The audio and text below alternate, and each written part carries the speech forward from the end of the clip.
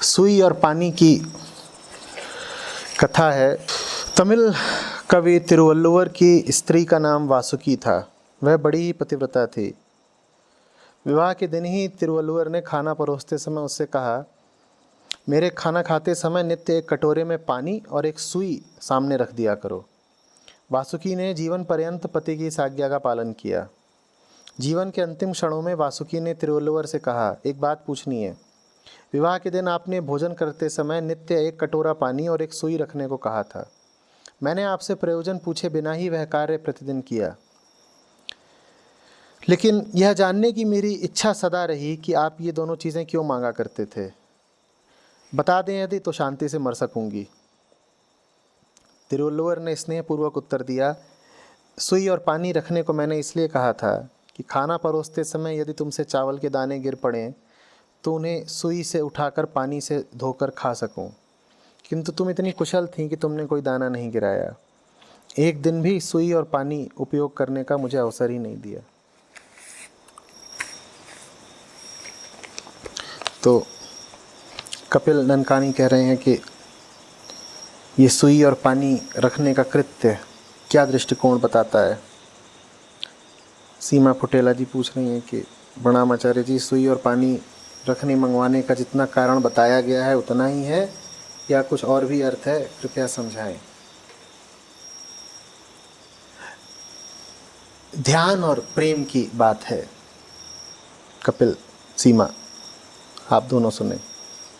ध्यान और प्रेम की बात है। कोई साथी है आपका, पति पत्नी भर की बात नहीं, कोई साथी है, कोई संगी है, मित्र है, सहचर है।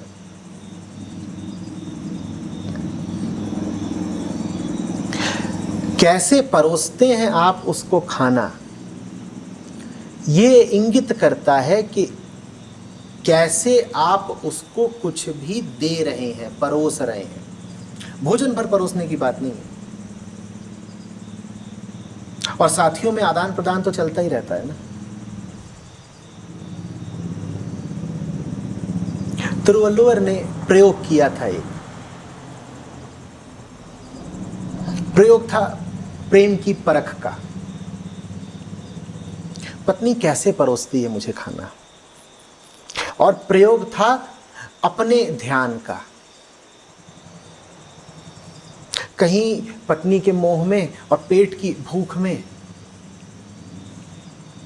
इतना खो तो ना जाऊंगा कि चावल के कुछ दाने गिर पड़े तो उनकी उपेक्षा कर दूंगा। पत्नी के प्रेम की बात है और संत के ध्यान की। दोनों ही खरे निकले,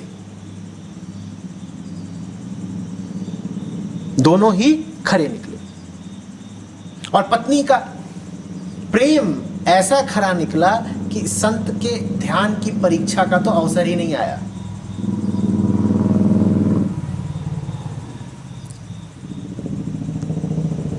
संत ने अपने ऊपर ही शर्त रखी थी कि एक भी चावल का दाना व्यर्थ नहीं जाने दूंगा, ध्यान मेरा ऐसा होगा। और दक्षिण भारत वहां तो चावल ही चावल खाया जा रहा है। ध्यान मेरा ऐसा होगा कि एक दाना भी मेरी नजर से बच के ना निकलने पाए। ये उनका अपने प्रति संकल्प कि खा रहा हूं जब, तो मन कल्पनाओं में नहीं दौड़ा हुआ है, मन इधर उधर की नहीं सोच रहा है।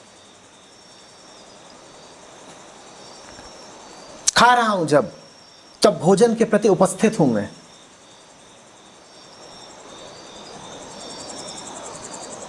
गिरेगा दाना, पकड़ में आ जाएगा मेरी।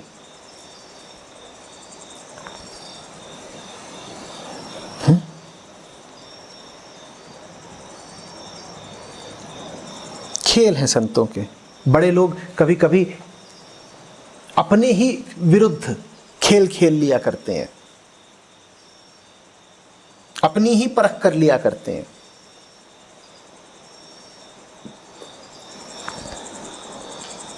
और भोजन तो बड़ा अच्छा अवसर होता है अपनी परख कर लेने का।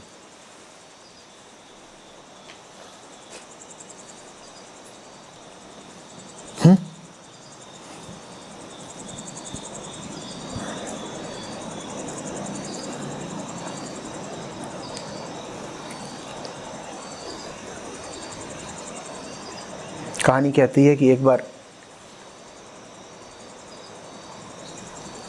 वशिष्ठ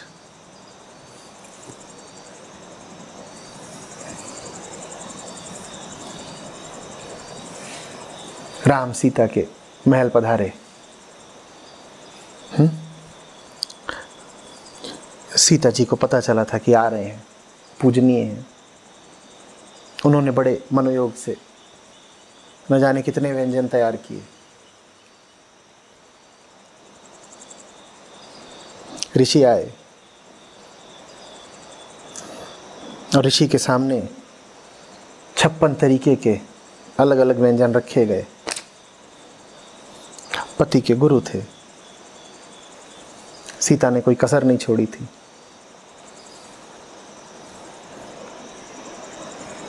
और ऋषि ये सब देख रहे हैं। जब सब कुछ रख दिया गया तो उन्होंने सब कुछ एक में उलीच लिया, मिला दिया और खा गए। सीता जी को थोड़ा सा, कहानी कहती है कि बुरा सा लगा कि इन्होंने तो स्वाद ही नहीं लिया, जायका क्या पता चला होगा, सब ऐसे ही खा।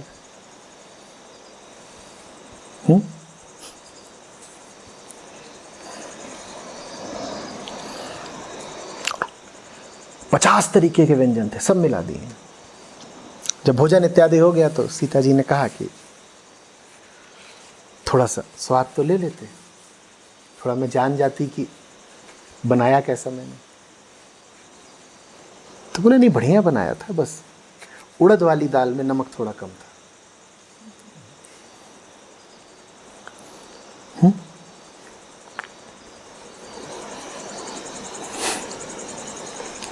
तो संतों का भोजन के साथ बड़ा मधुर रिश्ता रहा है। अपने ध्यान को परखने के लिए उन्होंने बहुधा भोजन का इस्तेमाल किया है।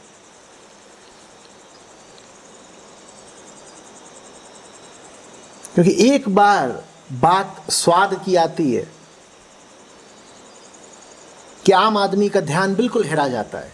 हो गए तुम बड़े ध्यानी, एक बार सामने भोजन रख दिया गया, अब ध्यान को तुम कहते हो थोड़ी देर हटाओ ना, अभी तो भोजन चल रहा है, भजन बाद में होगा।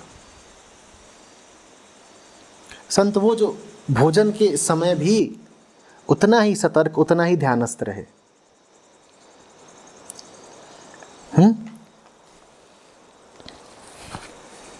और प्रेम की पहचान ये कि तुम बहुत बहुत बहुत सावधान रहो कि सामने वाले को परोस क्या रहे हो और कैसे रहे हो। पता नहीं सुनने में कैसा लगेगा, लेकिन बता देता हूं, अगर तुम्हें कभी कोई जहर परोसता है तो संभावना यही है कि वो तुम्हारा प्रेमी होगा। क्योंकि और किसी को तुम अनुमति ही नहीं दोगे कि तुम्हें जहर परोसे। और कोई तुम्हें जहर परोसेगा, तुम तत्काल खिसका दोगे। और जहर सिर्फ थाली में थोड़ी परोसा जाता है, जहर तो फोन पर भी परोसा जा सकता है। अब लो, परोस दिया गया जहर। प्रेमी परोसते हैं। संत परख कर रहे थे, ये परोसती क्या है मुझे। तुम भी परख करते रहना।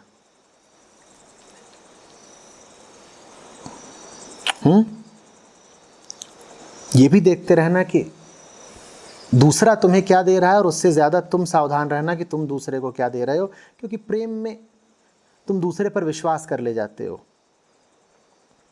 तुम गौर ही नहीं करते कि उसने तुम्हें क्या परोस दिया। और सबसे ज्यादा परोसता ही तुम्हें कौन है? प्रेमी परोसता है। वही दिन रात तुम्हें बातें सुना रहा है, वही दिन रात तुम्हें नज़ारे दिखा रहा है, और तुम्हें लगता है कि प्रेमी है तो ठीक ही कर रहा होगा। और न जाने उसने तुम्हारे पूरे जगत में क्या क्या उड़ेल दिया, क्या क्या तुम्हें खिला डाला, और तुम प्रेम के मारे सहज विश्वासी खा भी गए।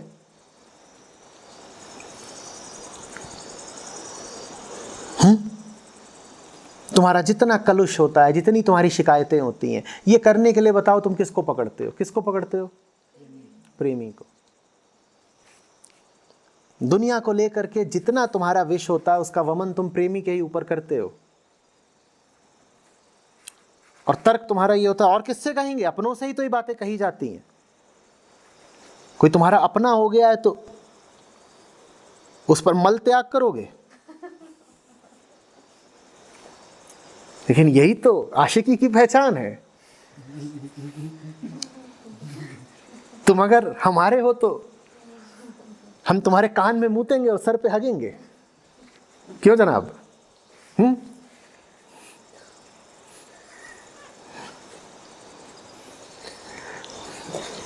मुंह खोलो, चलो मुंह खोलो। और अब उसके बाद फ्लश करना तो छोड़ो, तुम्हें पानी भी नहीं देंगे। और वो निकल जाएंगे, तुम तड़पते हो। वो निकल जाएंगे, अब तुम तड़पते रहो। तड़पो। देख रहे हो संत को? वो ये तक देख रहे हैं कि क्या परोस रही है। तुमने देखा क्या परोस रही है?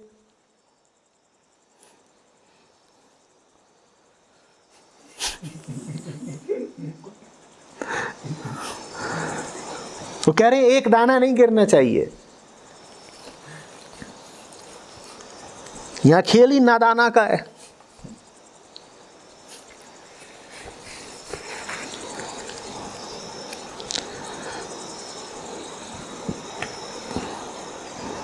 और कोई इरादा नहीं खराब होता, बात नीयत की नहीं है, बात नासमझी की है।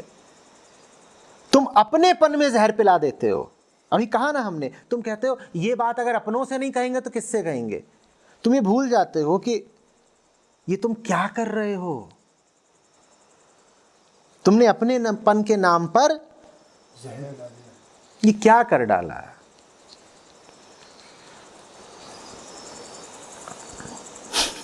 ये क्या कर डाला? ये तो घर नहीं होता था। अरे साहब,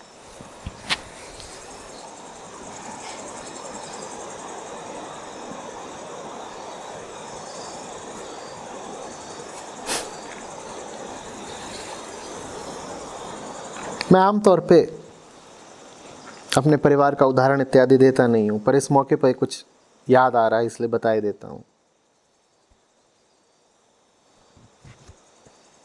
आईएएस का मेरा साक्षात्कार था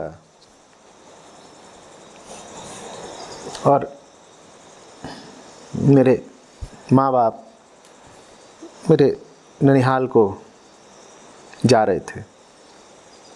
साक्षात्कार से 2 हफ्ते पहले, ये आज से करीब 18-20 साल पहले की बात है। तब मोबाइल फ़ोन का इतना प्रचलन वगैरह नहीं था।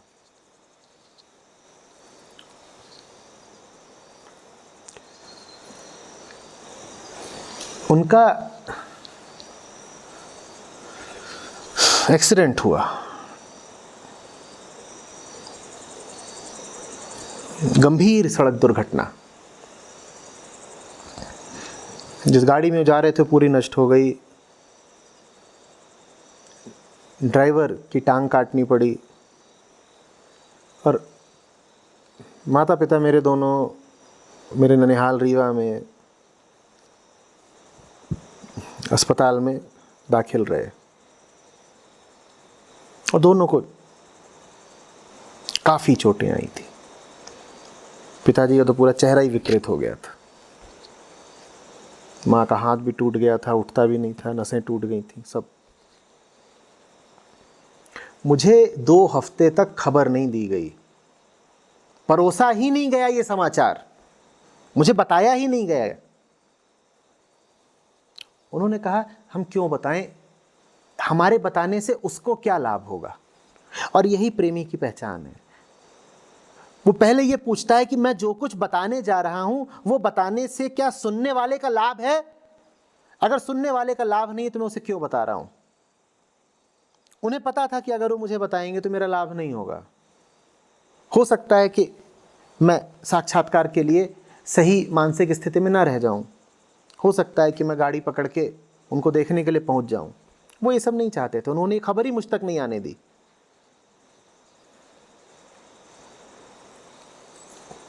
तुम भी देखो कि क्या परोस रहे हो प्रेम के नाम पर प्रेमी को, क्यों ऐसी बातें उसको बता रहे हो जो उसका मन खिन्न करेंगी। जो भी खबर तुम उसे दे रहे हो, सवाल यह है कि वो खबर उसके मन के साथ क्या करेगी। तुमने ये खबर दी क्यों उसको? सिर्फ स्वार्थवश ना, तुमने उल्टी कर दी जाके उसके ऊपर। तुमने अपने स्वार्थ की पूर्ति कर ली और तुमने ये देखा ही नहीं कि जिससे प्रेम करते हो अब उसका क्या होगा।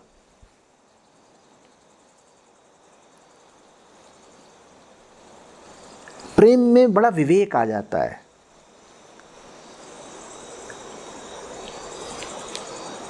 प्रेम महाज्ञान होता है। प्रेम में अधीरता थोड़ी आ जाती है।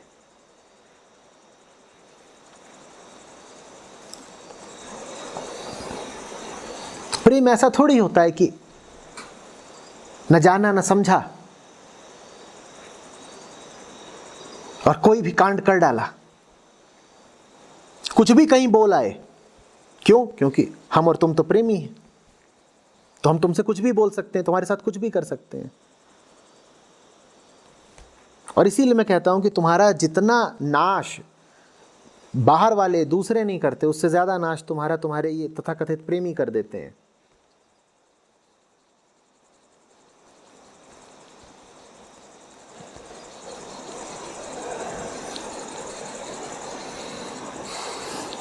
जिससे प्रेम करते हो उस पर कृपा करो, उसे व्यर्थ की बातें मत बताओ, उसके साथ अपनी गंदगी मत साझा करो। उसके साथ अगर तुम्हें कुछ साझा करना है तो अपना ध्यान साझा करो, अपनी शांति बांटो। जिससे प्रेम करते हो उसे शांति देते हैं ना, अशांति थोड़े ही देते हैं। बांटनी है तो शांति बांटो।